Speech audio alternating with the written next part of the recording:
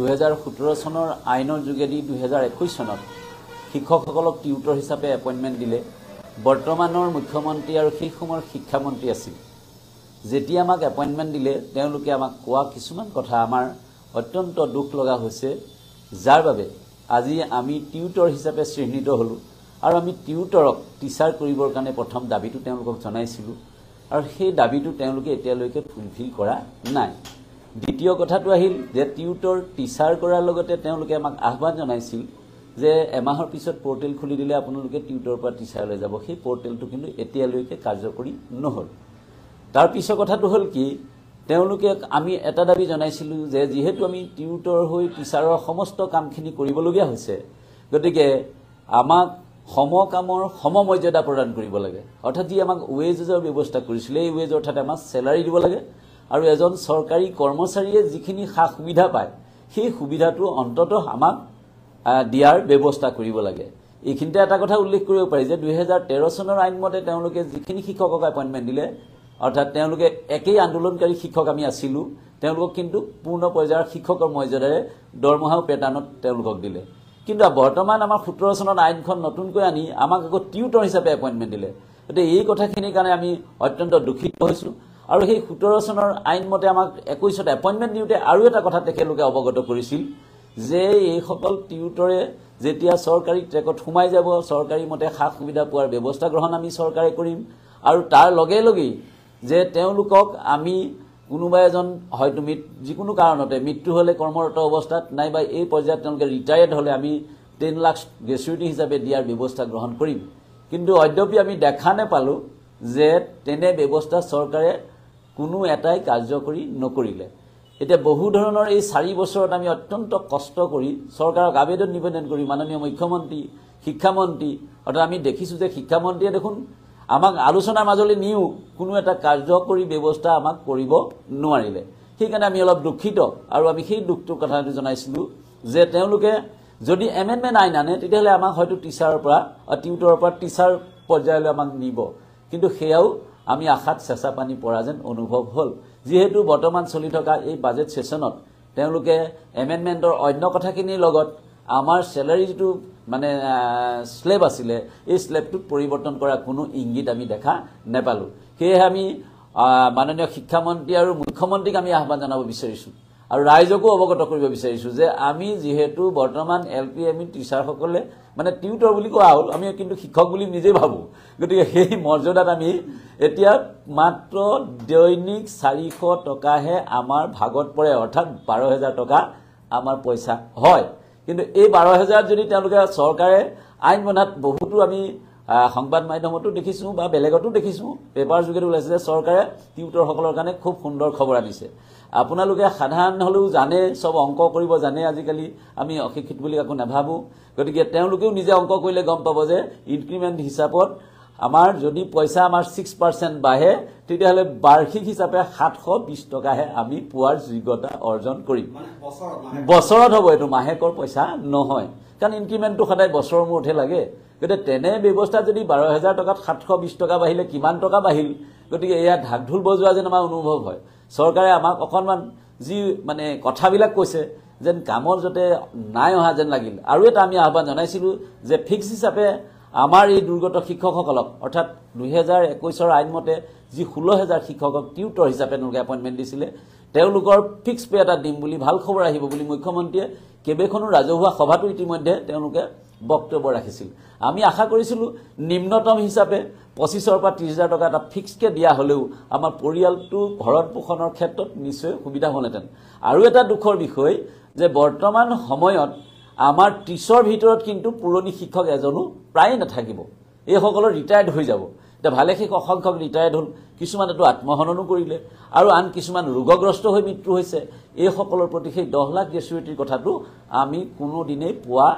সিস্টেমত অহা দেখা পোৱা নাই গতিকে মাননীয় শিক্ষামন্ত্ৰী মুখ্যমন্ত্ৰীক এই কথাটো আহ্বান জনাইছো আৰু এটা কথা লগতে উল্লেখ কৰি থওঁ আমি যেহেতু একে পথৰে পথিক যেহেতু 41000 সেই সা সুবিধা পালে 13 চনৰ আইন মতে 16000 তাৰ পৰা বঞ্চিত হল এইবাৰ এইখন আইন আনিও যিখিনি কথা তাত সালসলনি কৰিছে আমি পৰিৱৰ্তন তেনেকুৱা দেখা নাই। গতিকে আমি আশা কৰিম যে যিসকল শিক্ষকক ইয়ালৈ এই আওতালৈ আইনখনৰ আওতালৈ বৰ্তমান আজি যিটো 2025 আইনৰ আওতালৈ আনে তেওঁলোকক আমাৰ দৰে দুৰ্ভগীয়াৰ ব্যৱস্থা যাতে নকৰি চৰকাৰে এটা বিশেষ ৰিমুনাৰেশ্যনত অৰ্থাৎ দৰমহা দিয়াৰ ব্যৱস্থা কৰে তাৰ বাবে আমি আহ্বান জনাইছোঁ। আমাৰ মূলগত কথা এইকেইটাই আৰু আমি পোৱা দুখখিনি আমি আচলতে ৰাইজক অৱগত কৰিবলৈ লাজ লগা হৈছে। যিহেতু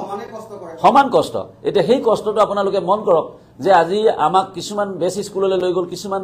ব্যক্তিগত স্কুল মানে আমাৰ প্ৰভিন্সিয়েলাইজ স্কুলৰ পেটাৰ্ণত তেওঁলোকে এইটো আপগ্ৰেডেশ্যন কৰি দিলে তেওঁলোকক। গতিকে এই তাৰ উপৰিও আকৌ তেওঁলোকে কি কৰিছে সমানে কাম আমি দিনটোৱে কৰিব লগা হৈছে। গতিকে এনে ক্ষেত্ৰত আমাৰ আটাইখিনি কথাই আমি অলপ মনোকষ্ট পাইছোঁ আৰু আমি সাধাৰণভাৱে আমি এই দায়িত্বটো পালন কৰিবলৈ অপৰাগ হৈছোঁ। গতিকে বৰ্তমান এই টকা পইচাৰ এই জুই চাই দামত যদি আমি সাধাৰণ পইচাকেইটা ইমান কাম কৰিব লগা হয়, গতিকে আমি চৰকাৰক সেইকাৰণে আহ্বান জনাইছোঁ পুনৰ বিবেচনা কৰি আমাক যাতে এই সুবিধা প্ৰদান কৰে। ধন্যবাদ জনাইছোঁ। আৰু আছে আমাৰ বিশ্বনাথ জিলাৰ সম্পাদক তেওঁৰ লগতো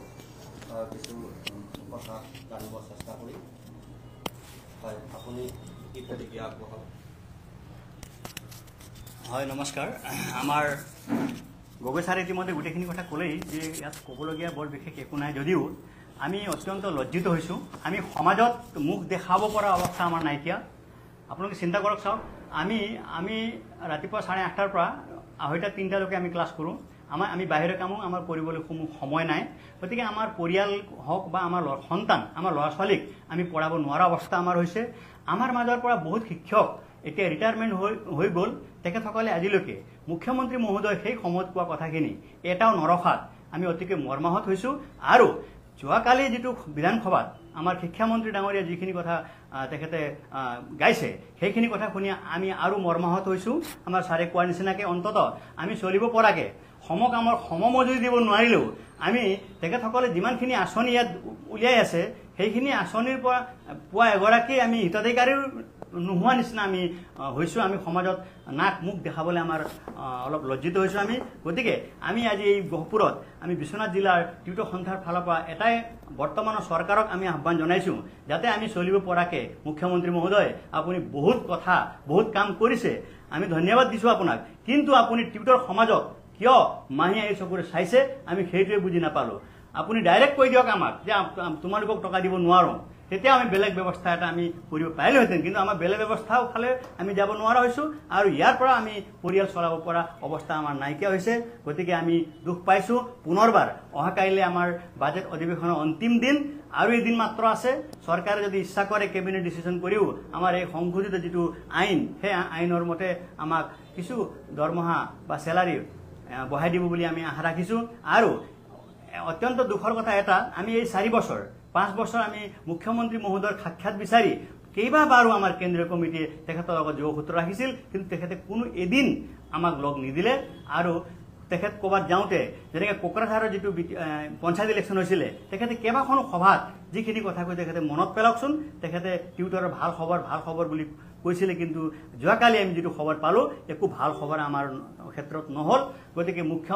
মুখ্যমন্ত্ৰীক আমি পুনৰবাৰ আহ্বান জনাইছোঁ, আপুনি চিন্তা কৰক, আপুনি অসমৰ কাৰণে যথেষ্ট কাম কৰিছে আৰু এই টিউটৰসকলক আঠাই সাগৰত নেপেলাব। আৰু যিসকল অলৰেডি ৰিটায়াৰমেণ্ট হ'ল তেখেতসকলকো আপুনি কিবা এটা 10 লাখ টকা গ্ৰেচুইটি দিম বুলি কৈছিলে,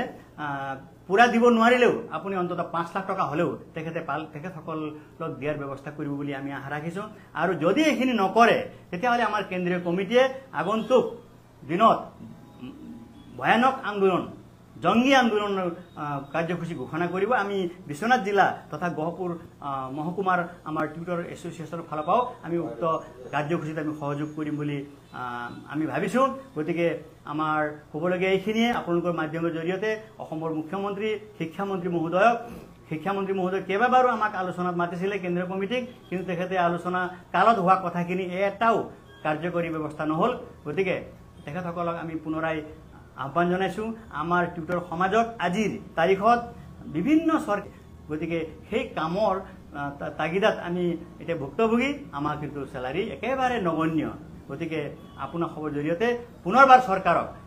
যোৱাকালিৰ সিদ্ধান্তটো বিবেচনা কৰিবৰ কাৰণে আমি ইয়াৰ পৰা